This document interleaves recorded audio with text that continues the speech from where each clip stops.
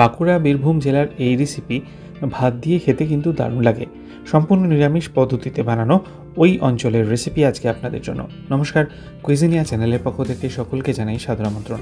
আমাদের সবার channel কুইজিনিয়াকে subscribe করে পাশে থাকা বেল বাটন আর অল আইকন প্রেস করে রাখলেই সব নতুন ভিডিও নোটিফিকেশান আপলোড হওয়া মাত্র পৌঁছে যাবে আপনাদের কাছে। আজকে আমি নিয়ে এসেছি বাঁকুড়া বীরভূম জেলার একটা দারুণ রেসিপি, যেটা গরম ভাত দিয়ে খেতে ভালো লাগে। আর সামনে তো গরমকাল আসছে, এই রেসিপি কিন্তু শরীরের সাথে মনকেও ঠান্ডা করবে।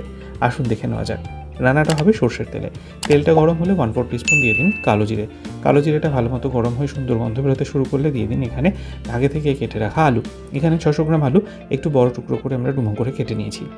আলুটাকে দিয়ে মিনিট খানেক একটু হালকা তেলের মধ্যে নাড়াচাড়া করে নেব। আর তারপর এতে আমরা দিয়ে দিচ্ছি আলুর প্রয়োজন মতো স্বাদ অনুযায়ী নুন। নুনটাকে দিয়ে এবার আলুটাকে আমরা 6 থেকে 7 মিনিট ভেজে নেব।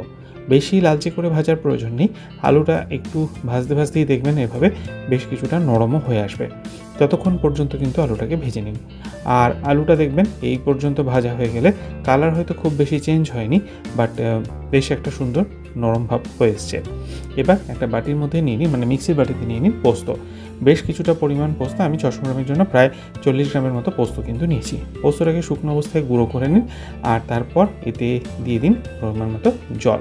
চাইলে কাঁচা লঙ্কাও দিতে পারেন। দিয়ে এটাকে একটা মিহি পেস্ট আমরা বানিয়ে রাখছি।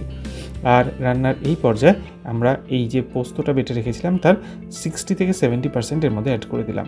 বাকিটা রেখে দিলাম লাস্টে দেওয়ার জন্য। পোস্তটাকে দিয়ে ভালো করে নেড়েচেড়ে মিশিয়ে দিয়ে দিলাম প্রয়োজন অনুযায়ী জল। জলটা একটু বেশি করে দেবো, কারণ এই রান্নাটা একটু পাতলা ধরনেরই হয়। এবার এটাকে ভালো করে নেড়েচেড়ে গোটা দিনে কাঁচা লঙ্কা দিয়ে দিন।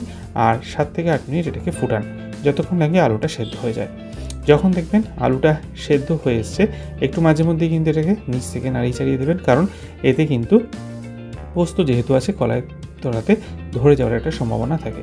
আলুটা দেখুন সেদ্ধ হয়ে এসছে। এই পর্যায়ে বাকি যে পোস্ত বাটাটুকু ছিল সেটা দিয়ে দিন, দিয়ে ভালো করে নেড়েচেড়ে নিন। এই লাস্টে পোস্ত বাটাটা দিলে কিন্তু কাঁচা পোস্তের গন্ধটা খুব ভালো লাগে। আর নামাবার আগে কাঁচা সর্ষের তেল বেশ কিছুটা পরিমাণ দিয়ে ফ্লেমটা অফ করে মিশিয়ে নিন। তাহলেই তৈরি হয়ে গেল বাঁকুড়া বীরভূম জেলার মতো একটা দুর্দান্ত স্বাদের একটা পাতলা পাতলা ঝোল আলু পোস্তর রেসিপি। গরম ভাত দিয়ে সার্ভ করুন, নিজে খান, সবাইকে খাওয়ান, আর খেয়ে কমেন্টের মাধ্যমে জানান কেমন লাগলো। যদি ভালো লেগে থাকে বরাবরের মতো একটা লাইক এবং প্রচুর শেয়ার করতে ভুলবেন না যেন। যারা এখনও চ্যানেল কুইজিনিয়াকে সাবস্ক্রাইব করেননি, অনুরোধ করবো চ্যানেলটাকে সাবস্ক্রাইব করে পরিবারের সদস্য হয়ে যাওয়ার জন্য।